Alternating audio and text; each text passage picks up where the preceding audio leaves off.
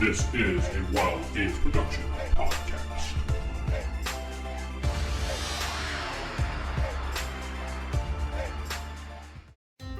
You remember. Roll your stealth roll? Game books, pencils, pizza, cheese puffs, and a hell of a lot of dice. And the dragon woke up. Roll for Initiative.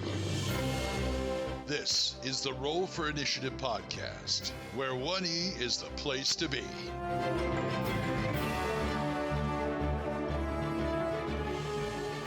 Welcome to the Roll for Initiative podcast. This is Volume 8. I'm Vince, and this week I'm sitting down with a special guest. I've tracked him down, and I've wrangled him up to get here on the podcast. No, I'm just kidding. I'm talking to a famed writer of cartoons from the 80s and 90s, and probably more, Buzz Dixon. Buzz, how are you this evening? I am very well. Thank you very much, Vince. I appreciate you coming on the podcast after we've been reviewing the Dungeons & Dragons cartoon. Your name came up. I've heard you on many podcasts, and just getting to speak to you is amazing. You know, get that whole fanboy aspect out of the way on the air here, get the embarrassment done. I mean, you formulated all the cartoons that my childhood is based around the stuff that you wrote, I watched, and went, oh my God. So, I praise you. I thank you very much. I mean, as I said, I think I got the better part of the deal because I ended up getting a career out of it, and it was all thanks to people enjoying my work. So I thank you guys, my fans, and the viewers. And as for the fanboy part of it, I met Jack Kirby working at Ruby Spears before I went over to work on the Dungeons & Dragons show. And we had been developing the show Thundar the Barbarian for Ruby Spears. And Steve Gerber, who was, the creator of Howard the Duck, but he had left comics and he was working in animation at that point. Steve said he knew an artist that he was going to bring in. Mm-hmm. And we had our first production meeting, all the writers and artists and whatnot, first production meeting on Thundar. And I came into the room a little early, and I saw John Dorman, who was the head of the storyboard department, talking to this older guy. And, John didn't introduce me to the other guy, and I just sat down and, we started chatting. And the old guy, he was just, you've heard the expression of twinkle in somebody's eye. This is the only person who I've ever met whose eyes literally twinkled. Oh, wow. And he was just bright. He was funny. He was on the ball. And, we struck it off really well. And as people started drifting into the room one by one, nobody made any introductions. Everybody assumed everybody knew everybody else. So we have the first production meeting. We start talking about Thundar. We start kicking ideas around. And the old guy was just incredible. He'd take an idea and he'd turn it this way and that. And he'd say, well, we could do this thing and that thing. And he would take a little idea and turn it into a big one. And I'm sitting there going, wow, this guy's really good. I'm looking forward to working with him, Yeah. And as I said, we were hitting it off really well. We were getting along with each other. It was clear we were going to enjoy working together. And after the meeting, he said, well, I'll go back to my studio and I'll draw up some of these concepts. And, we, the writers, were going to go off and start developing story ideas. And I went into Steve Gerber's office and I said, yeah, I'm really looking forward to working on Thundar. But tell me, who was the old guy in the room? And he said, that was Jack Kirby. And my reaction was like, I was just floored. that was Jack Kirby? And if I had known it was Jack Kirby, I would have not been able to function in the meeting at all. I would have just been there, just awestruck. But, like I tell people, I was friends with Jack Kirby before I knew he was Jack Kirby. Wow. Yeah, and you didn't even know it. Yeah. Wow. So, I asked the community a bunch of questions here, and we kind of went over them before the show, and you approved them, so we can go over these questions. But I think that, the first question that stands out in my mind is, how did you get attached to this project, and how did you meet Gary Gygax himself? Let's start the origin there. Well, it comes in from two different angles. Okay, we have the Flint Dille angle and the Steve Gerber angle. And Flint and all of them, I met Steve first at Ruby Spears. I was working as a staff writer. Steve was brought in as a story editor. We hit it off really well. We became really good, close friends. A couple of years after that, Flint Dilley was added to the staff. He came on. Again, we struck it off well, became good friends. The three of us had, we called it the Vietnam War of dinner parties one night. We went out at like 6 o'clock to have dinner, and I will curtail the exact series of events, but it was like 4 a.m. when we finally got back in. So, we hung around. We were friends. We did stuff together. Anyway, Steve developed Thundar, co-developed Thundar for television. And after he left Ruby Spears, he was snatched up by the people that were doing Dungeons and Dragons. He went over there. He was the story editor. And he called me up because he knew, well, Buzz, you do this, action adventure stuff really well. You come over here and develop an idea for us, which Quest of the Skeleton Warrior was the script I did for them. Right. Conversely, Flint knew Gary Gygax personally. Flint had worked with TSR, had developed things for him, and he and Gary hung out a lot. And on more than one occasion, Flint and I went up to Gary Gygax's house and hung out with him, and talked, played D&D games, did G.I. Joe simulations and whatnot. Gygax had this house in the Hollywood Hills that overlooked the Westwood area. Westwood would be west of Hollywood, Los Angeles. It's between Hollywood and the ocean, basically. Right. And he had this house that overlooked Westwood. This was like something out of a 1960s James Bond movie. I'm not kidding you. Oh, wow. Big, huge windows. It's overlooking the city. There was a gatekeeper house, because this house was old. This was like classic Hollywood era house. And so there was like a gatekeeper's house, because back in the old days, they actually had employees living in the gatekeeper's house to make sure people didn't just come driving up. And the gatekeeper's house had been turned into this elaborate D&D play area. They had this huge sand table. And when I say huge, you could not reach across it. Oh, wow. You had to physically walk around it if you wanted to maneuver stuff on it. And it was filled with sand, and they would sculpt the sand into terrain. They'd add trees, they'd add buildings, they'd bring in the figures and whatnot. And they would play D&D games, hours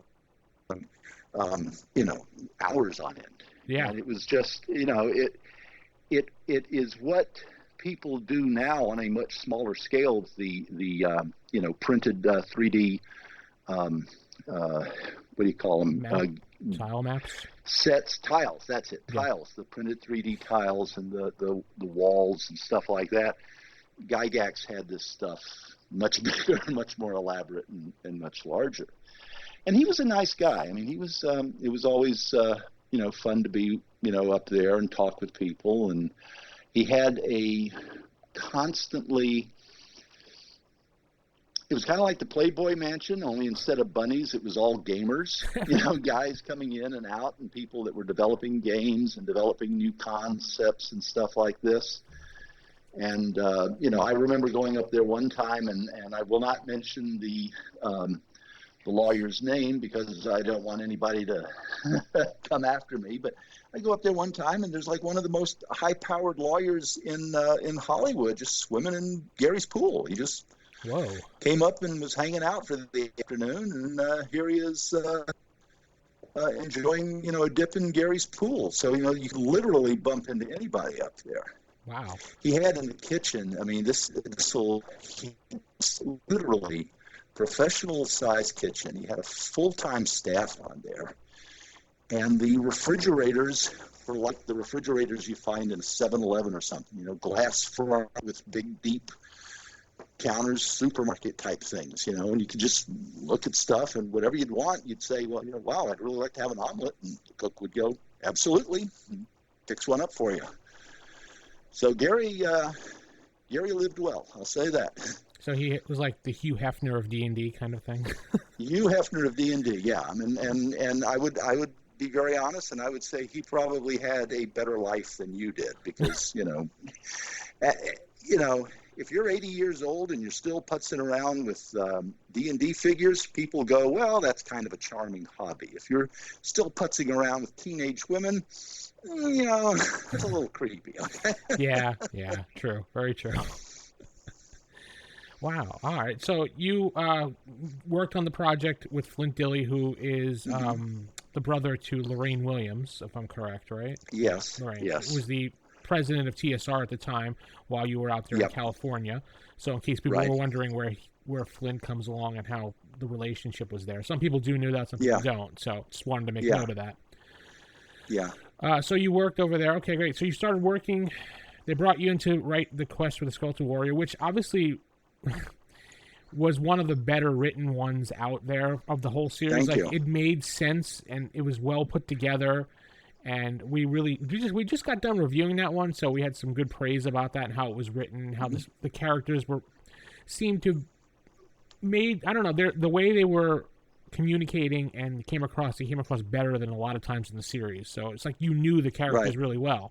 But you didn't invent these characters, as you said before the show. You came on after the Bible was already written for the show. Right. I am pretty certain Steve, if he did not do all the development, did the lion's share of the development, I'm sure he crafted the final, approach of the characters and how they were handled. And when Steve asked me if I wanted to do something for the show, I told him, I said, one of the things that had frustrated me about Thundar was as much fun as it was doing Thundar, everything was a very simplistic black and white morality. Yeah. Thundar and his allies are always the good guys. The evil people are always evil, irredeemably evil. And I said, I want to do a story where we've got a sympathetic bad guy, somebody that we can look at him and go, well, I understand why he's doing it. Not just he's evil for the sake of being evil.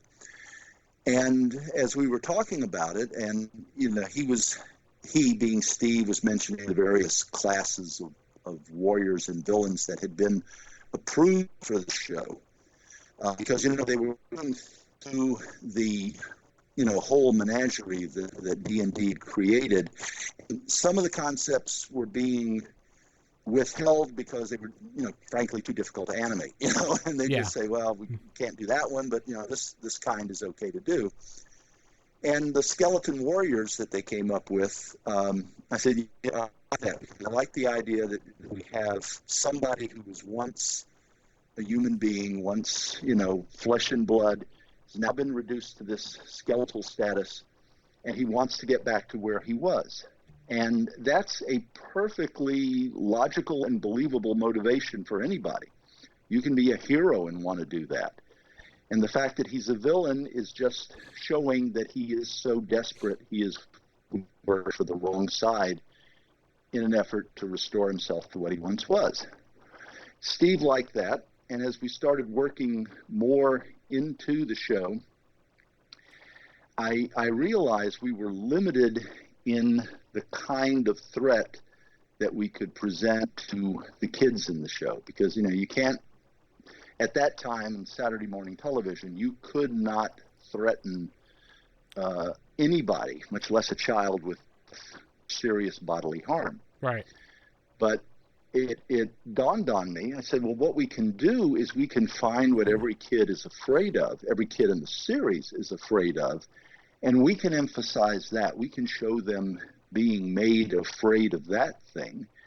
And then that way the kids will understand it. They'll grasp, even if we can't threaten them with life and death, they'll grasp, oh, well, yeah, I don't want anybody to treat me like a little baby. I would hate, if everybody thought I was a little baby, or conversely, I don't want to get old. I don't want to get wrinkly and arthritic and things like this. Mm. And I approached every character. I thought, well, what is their defining characteristic? What's their defining trait? What's their weakness? And then that would be what I would focus on. That's what Dekion and I'm trying to remember the name of the chief bad guy now. Avenger? Drawing a blank. Sorry. Did you mean? Okay. That's what they would be trying to capitalize on. That's what they would be trying to exploit. And so once that came along, then the rest of it was fairly easy to write. You do your setup, you put your characters in, have them strong.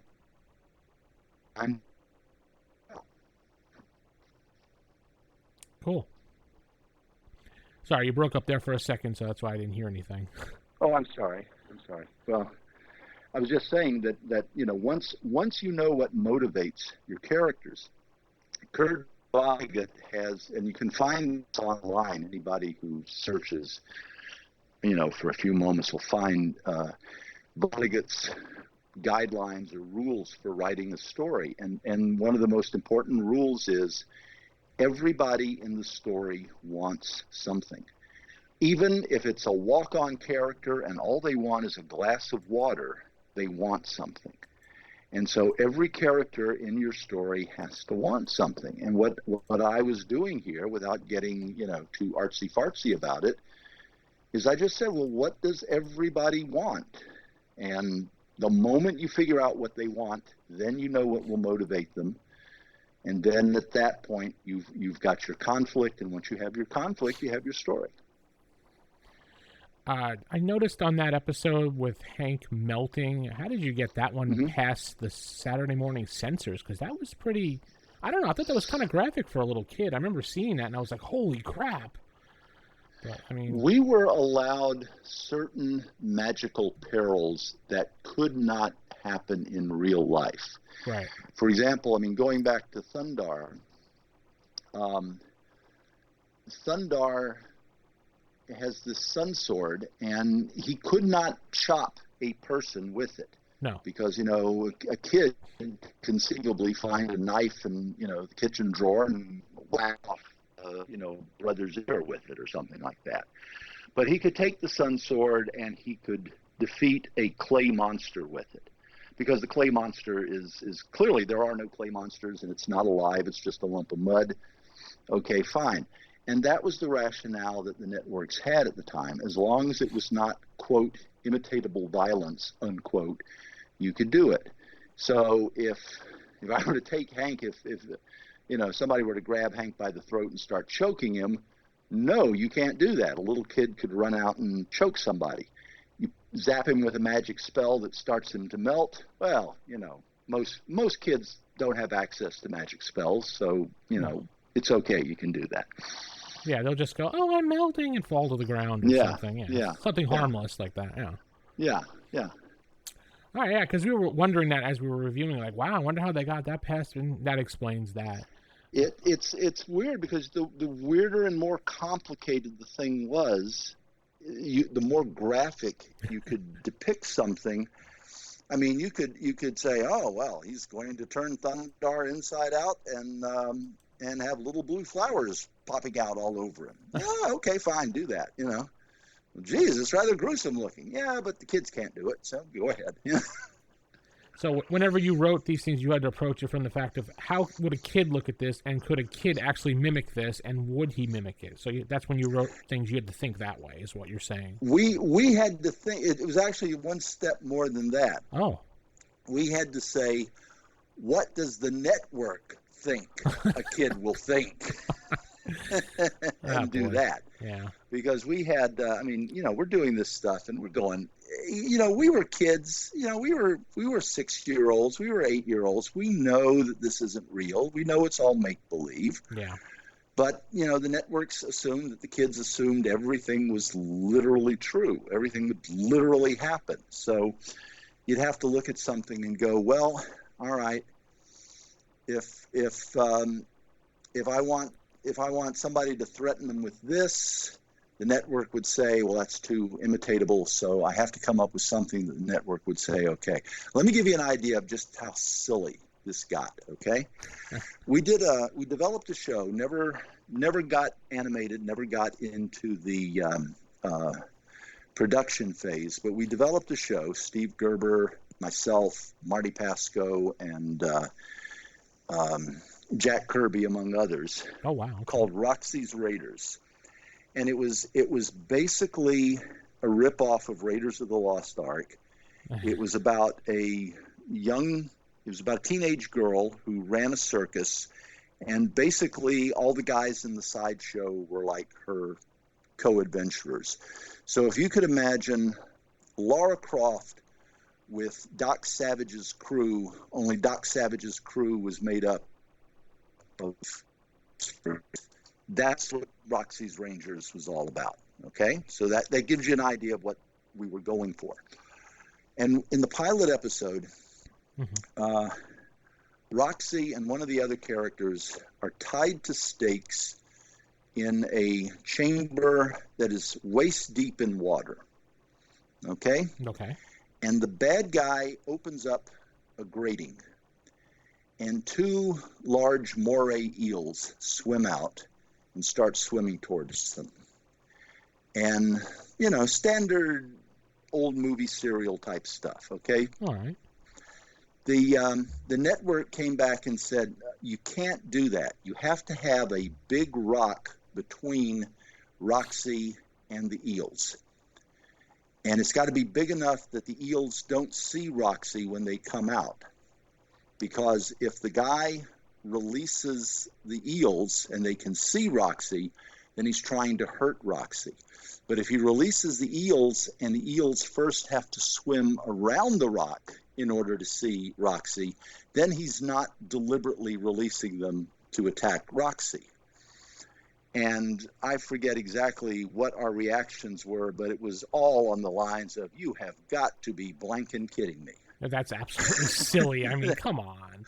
But yeah. Yeah, I mean, it's like, this is the most ridiculous thing, you know, that we've heard this week. I didn't say ever. I mean, just that week. But just the week. I mean, that was the type of thinking that people did at that time. And, you know, you had to anticipate what the network objections would be and what they would accept and what they wouldn't accept. So was it true that a lot of things that you had written where you tried to write things in really like extreme to get the things that you wanted to go in, so they would bypass? They say, "Hey, take that out. Oh, this isn't so bad compared to that," type deal. It happened. It varied. You know, it varied from show to show. Right. The first year that we had Thundar the Barbarian out, it was a big hit. Yeah. And we were renewed, but a lot of people noticed just how violent it was. But it was all magic violent, you know, sci-fi violence. It was the last. And the network indicated, well, we're gonna trim it down for the next season. And Joe Ruby, our producer, said, well, geez, you know, they were already breathing down our necks in the first season. They're going to trim it down even more. What are we going to do? And I said, what we have to do is write the single most violent script we can possibly come up with and send it to them. And then when they cut it down, they will still leave in enough stuff that in the future, if we want to do something, we can always point back to the censored version and say, well, hey, you let us do it in the pilot. Oh, so, yeah. Joe said, who's gonna write the season opener then? And every eye in the room turned towards me. So I wrote this episode called Wizard War. And I pulled out all the stops. I was dropping robots into big ducted fan blades, and they were being sliced to ribbons, parts splattered all over the place. I mean, I just went completely crazy. It was all sci-fi fantasy violence, never hurting a living thing. But I pulled all the stops out. And, Joe read it and turned green and said, my God, we can't send this to them. And he trimmed it, and he sent it to the network, and the network screamed and went through it and marked it out. And then sent it back, but even their censored version still had a lot of action and adventure in it, and we were able to keep the level of the show, you know, as high for the second season. The payoff to the story is I found out later that for the next 17 years, I was the official bad example at ABC program practices. That's their censor department. And every time they were hiring a new person in program practices, they would give him a copy or her a copy of my script. And if they couldn't find at least 50 things wrong with it, they didn't get the job. Nice. So you were the standards. I was the standard. I was the one that, you know, if give them this and see how they react to it. And if they don't react strongly enough, they don't work here. Okay, cool. Let me go on to the next question here for you. Tom wants to know why an amusement park ride to transport the kids to the other realm. What did you know why they picked that? I haven't the faintest idea. I'll be very honest with you. I am somebody with a little bit of clout at some point in the process said, wow, and they could go there by going through a magical amusement park ride. And somebody else recognized, well, if we give them this one, they'll be more open to ideas from us. So they said, yeah, of course. That's a great idea. Let's put them on an amusement park ride. Because, outside of the opening credits, we never come back to them. We never, it's they could have been playing the game. They could have been on pogo sticks. They could have been riding in an airplane. It doesn't matter. All that matters is once they get there, what happens next. True. How involved was Gary with the whole production that you recall? Was he there in the writing meetings, or did he just look things over and give a nod, or what did Gary? How was his involvement? I think Gary at that point recognized this particular property was a subset of the much larger D&D universe. Right. And he recognized it as not crucial to the future of TSR and the future of Dungeons and Dragons. And to this degree, he was absolutely right. This was a TV show. It was not aimed at the hardcore gamers. It was aimed at kids who had vaguely heard about D&D and were curious about it and would have a very rudimentary introduction to it. But it really wouldn't go into detail as to what the game was about. And Gary recognized it as, well, it's a nice additional source of income. We can promote some of our class types, character types, some of the creatures and the types of adventure we have, but we don't have to get so tied up in it that it restricts anything we do anywhere else. So I'm sure he looked over it to make sure that we did nothing that violated the basic principles of D&D. But, once you have somebody like Steve Gerber in charge, it's going to be a good show. Oh, yeah, yeah. And so, you got good artists, you got good writers, you got a good story editor. The producers knew what they were doing. It was a very smooth process as far as Gary was involved. I obviously can't speak about every single episode that was done, but I can say I had no connections, no feedback for my episode from him about what was done. So obviously nothing rang any alarm bells. During this time frame when you were writing this D&D cartoon, were you working on G.I. Joe at the time, or were you unattached from that? No, this was a step between Ruby Spears and G.I. Joe. Right, okay. And with G.I. Joe, I also came in thanks to Steve Gerber. Just very, very briefly, so we can get back to D&D. Yeah. Steve knew I had been in the Army for 6 years. The first 2 G.I. Joe miniseries written by Ron Friedman. Ron did a great job. He's really good with character, with dialogue. Not so good with military parlance, military organization, and pretty fanciful when it came to, how weapons are used. I mean, if you remember in the first G.I. Joe serial, he's got jets swooping down to slice tanks in half with their wingtips. Yeah. And it doesn't quite work that way. Nope. But, Steve recognized that I had some knowledge, military knowledge, having been in the Army for 6 years. He asked me to take a look at a couple of the scripts he was working on. I basically corrected a few of the obvious errors, like, sergeants barking orders at colonels and, wrong use of military nomenclature and stuff like that. And I also gave him some pointers on how military units were organized and run. And Steve contacted Hasbro and said, look, Buzz is really knowledgeable in this area. He'll help me make the show look more realistic. And they said, yeah, bring him on. They gave me a tryout script.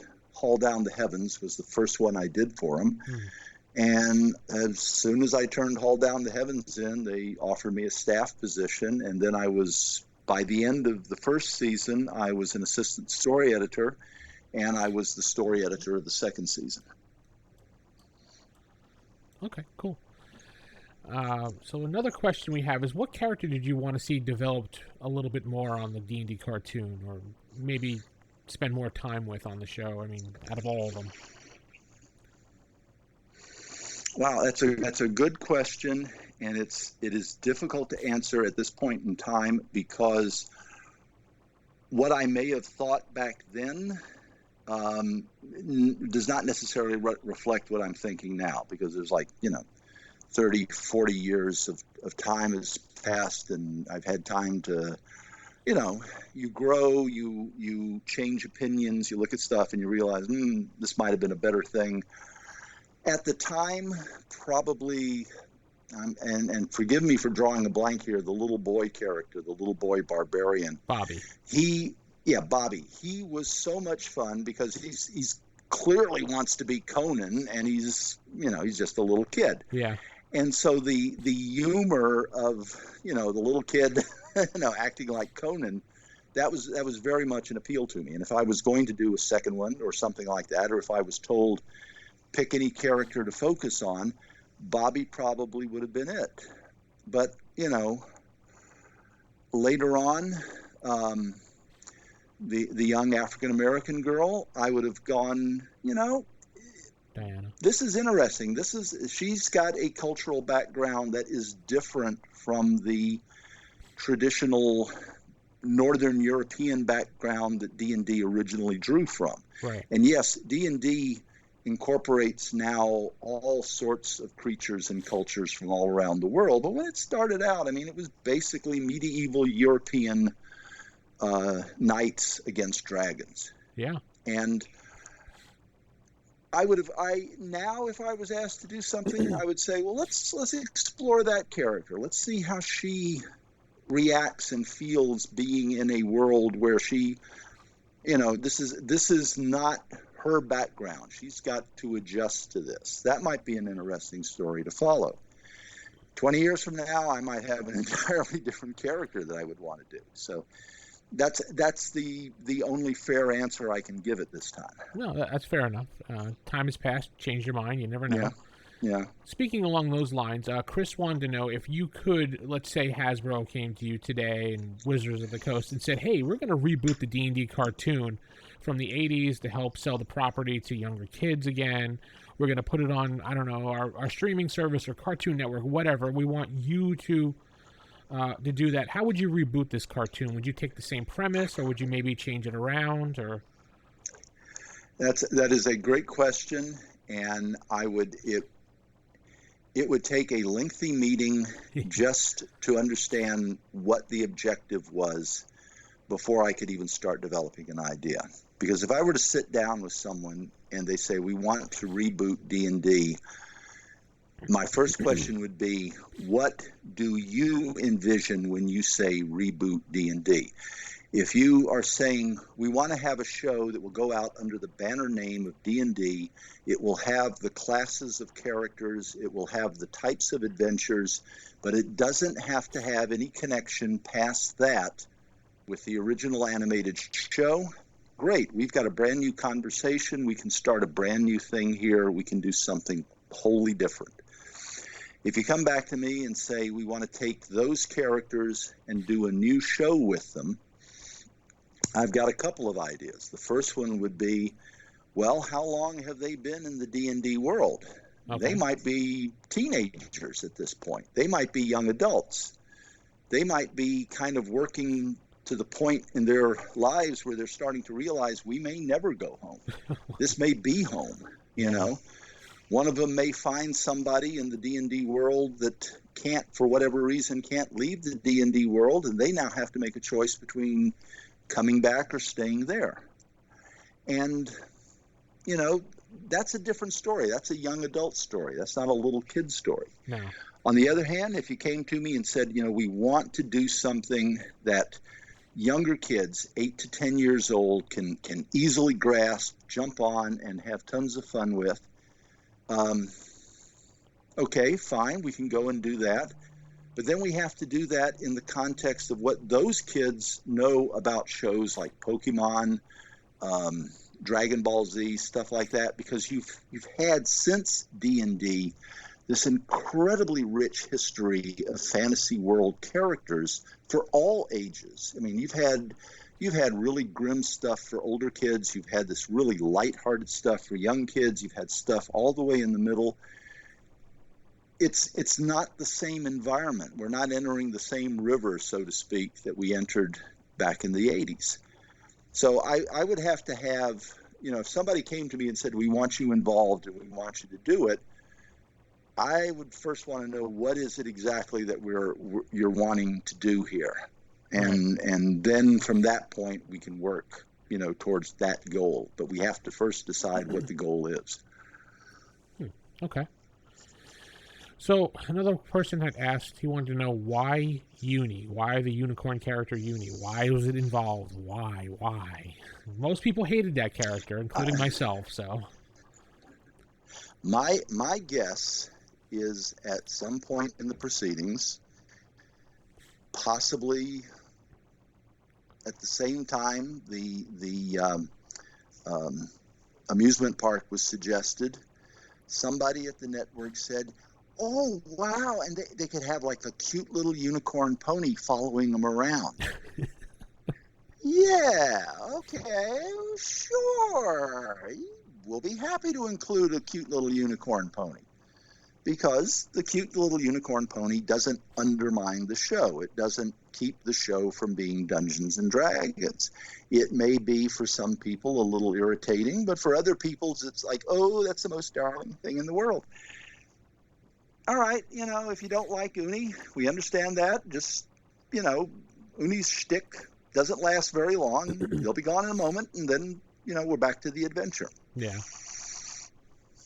Okay. I mean, it's like watching, a sitcom that has like 30 people in the cast, and everybody has to come in at least once an episode and say their catchphrase and then leave. Right. And you're going, oh, Uncle Dingleberry. All right, hurry up, Uncle Dingleberry. Say your catchphrase. Great, thank you. Get out of here. Okay, now I can enjoy the rest of the show. It's like that, Yeah, true. Okay.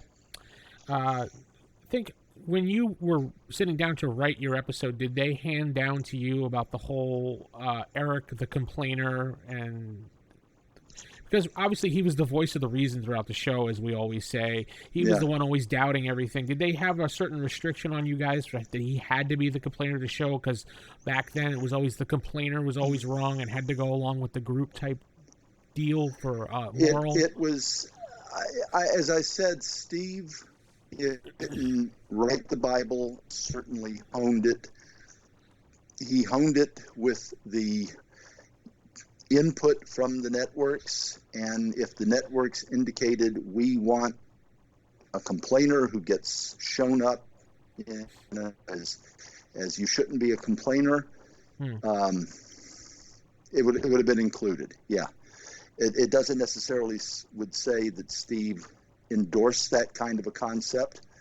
Though on the other hand, Steve wrote Howard the Duck, and if you want a complaining, cynical character, you would really have to work hard to find one more cynical and more kvetching than Howard. True. There were certain tropes that the networks believed had to be in there, and everybody's on the same team and everybody shares the exact same goals and the exact same motives. I mean, one of the things about G.I. Joe that was so liberating when we worked on it, we had at one point we had 70 characters on the Joe team alone that we could draw from. Yeah. And when you have that many characters, you can have conflicting motives. I mean, Shipwreck, Gung Ho, and Lifeline might all be on the same mission, but they all have different motives why they're on it. They all have different things that's driving them. And it made the show G.I. Joe more interesting because it wasn't lockstep. You know, it was more of the real give and take that people have in real life. Cool. Alrighty. One question here. Someone wanted to know, and you may not know the answer to this, but who does hold the rights to the Inhumanoids? Reason why this does come up is because IDW, the comic book company publisher, attempted to do a shared universe with all the Hasbro properties, which they have been doing in the past with Transformers and G.I. Joe and Mask, and they were going to do Inhumanoids, but they suddenly dropped Inhumanoids out of nowhere because apparently Hasbro did not own the rights to Inhumanoids. Do you know who may own those rights? Short answer is no, I don't know for certain who owns the rights. Slightly longer answer would be, I would presume Hasbro owns or has claim to the underlying rights to the characters, but it's entirely possible at some point they sold off the comic book rights to somebody else, and then they lost track of who had those rights. And this is the shocking thing. This happens a lot more than people realize, but there are any number of properties out there that you say, well, why aren't they making a movie about this? Well, why aren't they making a movie about that? And it turns out there's like 3 or 4 competing claims as to who has the rights to make the movie. I mean, let me give you the classic example of this. Okay. The James Bond movie Thunderball. Mm-hmm. Okay. In the 1950s, this agent, gosh, I'm drawing a blank now. I'll remember his name in a moment. But anyway, this agent approached Ian Fleming and said, why don't we write a brand new James Bond adventure just for the screen, just an original James Bond screenplay. And so they hired a screenwriter, a guy named Jack Whittingham, and the 3 of them sat down and they brainstormed a bunch of ideas, and they finally came up with the basic concept of Thunderball. You know, Whittingham wrote the spine of the screenplay, basically. Fleming contributed ideas. He refined the dialogue and stuff like that. And then they tried to sell it. It was going to be called James Bond of the Secret Service. And they got nowhere with it. Nobody was interested in James Bond at that time. Okay, so they forget all about James Bond. That project dies. In fact, I'm going to pull down Thunderball. You're lucky. I just happen to have my original paperback of Thunderball here. Wow. And yeah, let me look in the title page here. But anyway, they forgot all about it. And then Fleming sold the rights to the James Bond novels. Well, no, excuse me. I'm missing a step here. Fleming, after all this work, decided he didn't want to waste all the effort that he had put into this. So I've got a really old paperback, and I'll tell you why in a moment. He decided he would just turn it into a novel. So he turned everything they had done into a novel, including all the brainstorming sessions about the different schemes that, Bond could be fighting. They had come up with like about 6 different basic ideas. And so there's a chapter in Thunderball where Fleming describes Blofeld's past history. And to flesh it out, he just included all of the ideas that they had brainstormed as previous things that Blofeld had done. So he sells the novel Thunderball, to his publisher. It gets printed, and he's almost immediately sued by not just Whittingham, but also the producer. I'm going to get you this name here now. Anyway, so he sells it to Broccoli and Saltzman, the original Bond producers, and they incorporate Blofeld from the very beginning in into the Bond series. They incorporate Spectre and Blofeld into the Bond series from the very beginning, even in stories that Blofeld wasn't originally involved in. And then the agent shows up and says, wait a minute, you can't do that. I own this. And sure enough, he had a piece of paper that had the Kevin McClory, that was his name. That was the agent's name, Kevin McClory. Okay. Right. So McClory shows up and says, I've got a contract that gives me the rights to shop James Bond to the Secret Service around. And all of these ideas that you're turning into other stories, those are my ideas because they were all generated when I was, putting the project together. So there's a lawsuit about this, and the upshot is they settle with McClory and they say, okay, you will be the producer of record on the movie Thunderball. You're going to get a nice big hunk of money for doing so, even though you're never going to show up on the set, but you're going to get a big hunk of money for doing so. And you will be credited as coming up with the basic idea and so forth and so on. And then we never want to hear from you again. And McClory said, that's fine. So when you see the original Thunderball, Broccoli and Saltzman are the executive producers. McClory is the actual credited producer, even though he was never on the set. Jump ahead several years. Connery is pissed off at Broccoli and Saltzman, quits the Bond series, and McClory shows up and says, I have the right to remake Thunderball as many times as I want, the novel. I want to remake it, and we'll do a brand new one called Warhead, and we'll put you in it, and we'll put Orson Welles as Blofeld. And so they get this project started. And then Broccoli and Saltzman sue them to stop it, and that scares away the initial round of investors. But then by the time they finally hash this back and forth, it is established, yes, McClory has the absolute right to remake the novel Thunderball as many times as he wants, and the novel Thunderball has 6 other plots in it describing what Blofeld has done. So he had the ability to make 6 different James Bond movies. And so he brings Connery back, and they do Never Say Never Again, which is, if you've seen it, it's Thunderball. And the concept was they were going to relaunch the series, and they were going to do a brand new James Bond series that would be, each one would be one of these plots that Blofeld had come up with. And, of course, everybody blew a gasket at that, and there were lawsuits flying around back and forth. And finally, the Eon Productions, the people who now own the rights to the Bond stories, they finally bought out all the rights completely from McClory, and they also got the rights back to Casino Royale. And so now they have a complete lock on. But you can see there was a period of time where it would have been possible for somebody to have an alternate James Bond series, and it would have been a completely legitimate James Bond series because the rights had been so improperly tracked.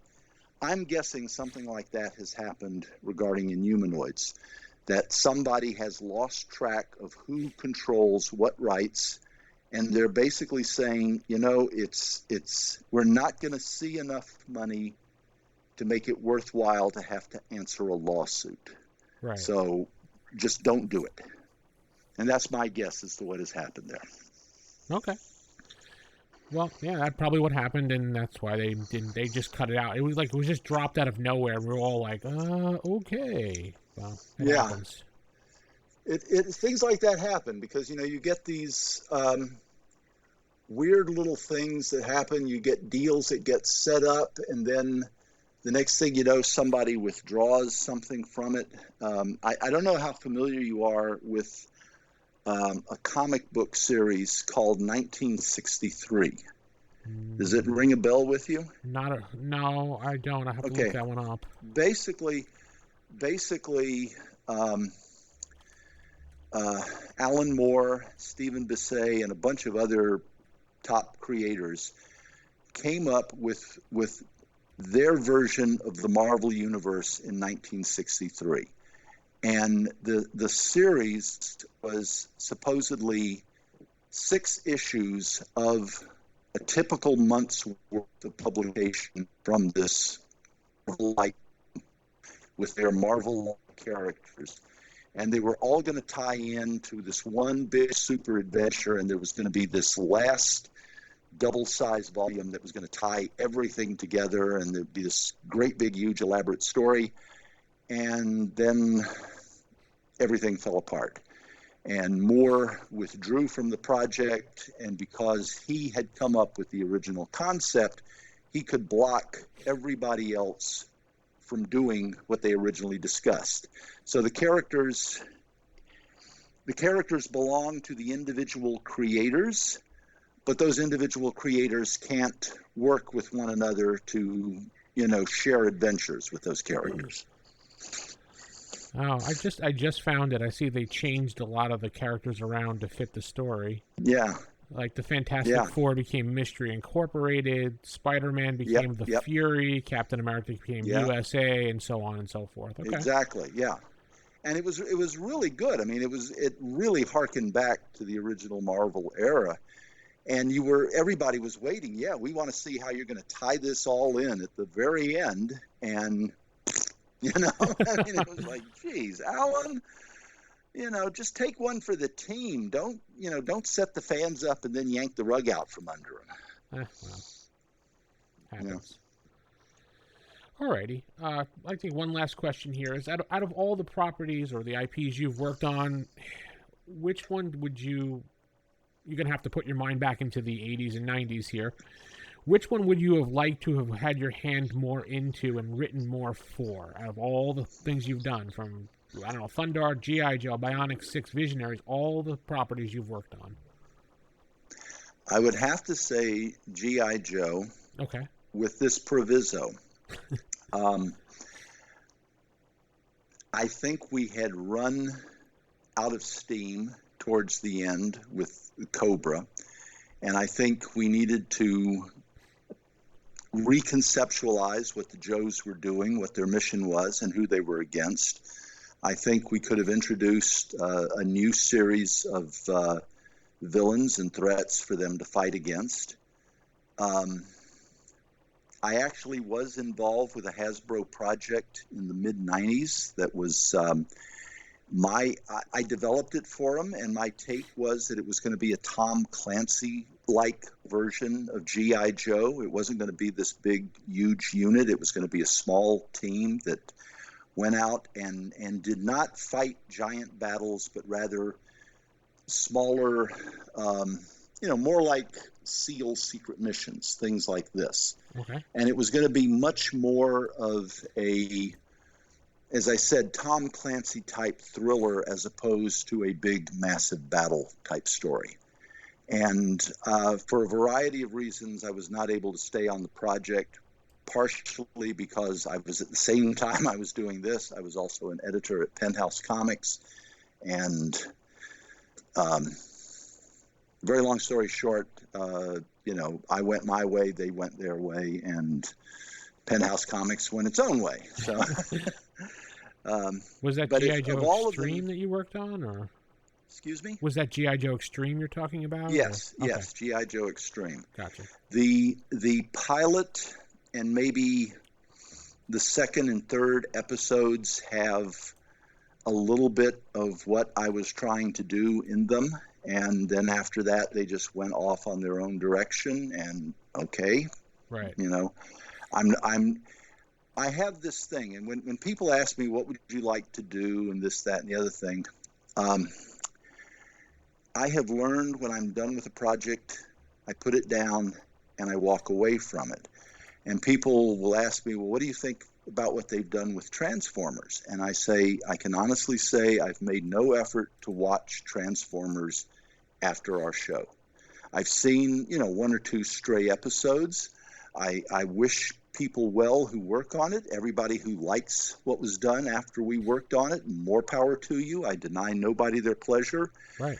But I'm not going to sit there and go, oh, they shouldn't have done that, or they shouldn't have done this, or, oh, I wish we had done that first. I mean, there's no point to that, in my opinion. So we did what we did. It's done. I put it down, and I walked away from it. And that's why when you ask questions like, well, if you were going to reboot D&D, or if you were going to do this or that, the answer invariably comes down to, well, I have to talk with whoever is talking, what exactly is it you want to do? Because I'll be very honest with you, if you wanted to try to exactly duplicate the zeitgeist, as they would say, of the world that existed at the time we did Dungeons and Dragons, that's 30 years ago. Okay, 35 years ago, the world has changed, points of view have changed. The way stories have been told have been changed. If you tried doing it exactly that way, it would come across a little bit simplistic today, because we have changed the way we tell stories. We've changed the way we accept stories. Our understanding of the world and people in it and whatnot has changed as well. So I'm trying not to be difficult here, but it's very hard for me to answer a question like that, because if that's why I was saying things have changed. Yeah, things have changed. That's why I was thinking, if you were still in the mind frame of, you were in the 80s and 90s, which project would you have liked to just continue on a little bit more? And you said G.I. Joe, so. Yeah, well, because G.I. Joe I had the most fun with. G.I. Joe I understood because I had a little bit of a military background. G.I. Joe because I love Shipwreck as a character, and I just, anything I could do. But recently, they got rid of the Kindle Worlds program that they were doing at Amazon. Kindle Worlds was basically a way to write fan fiction and get paid for it. Yes. And I had this G.I. Joe story that I had developed that never got made into an episode. And I thought, well, let me just do this as a novel. I'll put it up there and I'll make some money off of it. And I wrote The Most Dangerous Man in the World, which is it's not available anymore, sorry. But it took me a long time to get back into the G.I. Joe mind frame. I mean, I had to go online and research it. I had to read the characters' bios. I had to read all the weaponry and everything and get familiar with it again. And it was easy to do it when we were writing it, because if we're writing G.I. Joe and somebody says, "Hey, is Roadblock a Rhodes Scholar?" He is now. Type, and it's just like, if we need him to be a Rhodes Scholar, son of a gun, he's a Rhodes Scholar. How about that? Yeah.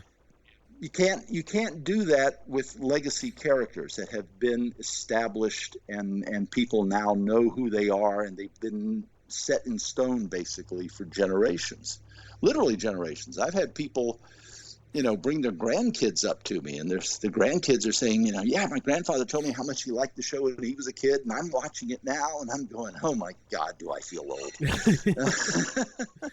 Yeah. Both feel old. I feel old now too, thinking about it, and I'm not that old, but I was I was your target audience back then, so you can get my age there. But I still look at it now, and I still, like, every once in a while, if there's G.I. Joe on the TV or on the apps I'm watching, I'll sit there and watch it because it reminds you of the time. So I begrudge no one their pleasure. I mean, you watch something as a kid, it sinks in, it registers with you. We had the grandkids over on Labor Day weekend.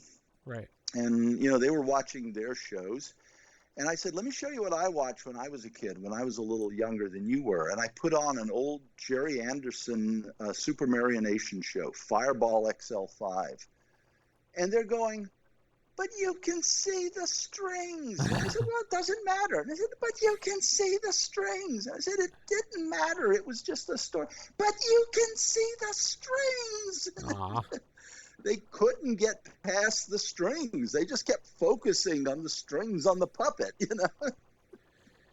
Well, yeah, I know one of my friends, his kid is now just getting into He-Man, the original He-Man that we watched in the 80s, and she's all enthralled with it, loves it, and sits there and watches it, and has no problem with it. But some kids look at it and go, "I can't stand this animation." I don't know. Yeah. Some kids are Well, snobs. I mean, I can understand certain things because I'm not to say, because I started at Filmation Studios, and man, if there was ever a studio that knew how to budget on an eyelash, I mean, my goodness, you would work on a show at Filmation, and you're a writer, and they'd come in and they'd hand you these big notebooks of stock shots that they had. Of Tarzan running or Fat Albert doing something. And they'd say, when you write the scripts, go through here and call out as much stock animation as you can, because we can reuse this stuff is just sitting on the shelf and we can reuse it for anything we need it for. And so, you watch some of these shows and you'll notice there's an awful lot of scenes of characters running back and forth or just talking, and things like that. They could animate that stuff real easy, because they had all the stock footage. Oh, yeah, like the ones of He-Man just turning to the left and just running, things like that. Oh, yeah, I got it. Yeah, I did one Brave Star for them. Yes. And they gave me the entire series, as a thank you for, they paid me, but they also gave me a copy of the entire series on DVD. And I have never, ever watched any episode of Brave Star except for mine. And the reason I haven't is because if I watch mine, I'm not aware of how much stock animation is in it. And so I'm going, hey, that was actually a pretty good episode. I like that. If I saw 2 or 3, I might go, son of a gun, they only did like 20% new animation for me. Well, yeah, that's how Filmation worked back then, so. Yeah. All right. Is there any, to wrap this up, because I know you got to get going, is there anything you're working on right now you can tell us about, or any projects you have coming out? I'm working on tons of stuff. I have a young adult novel completed called Poor Banished Children of Eve that will be out very soon, I promise you. I mean, the book is actually finished. It's just the technical setup part now. I'll have another book coming out very shortly after that. I have several short stories out there circulating around, and people who visit me on Facebook or at my blog, www.buzzdixon, BUZZDIXON, all one word, .com. I will be touting this stuff. In fact, I've got a book signing. If you're in the Santa Clarita area on September 8th, show up at the open bookstore, and I've got a book signing going on. So see you there. Awesome. Well, I appreciate you coming on the podcast and jabbing for about an hour with me. Thank you for inviting. About D&D and G.I. Joe and reliving the 80s. It was so much fun. Maybe in the future, if you're free again, we'll have you back on to chat about some other things. I would love to come back on. Excellent. It's always fun to do these things. Thank you, Buzz. Okay. Good night, everybody. You're welcome.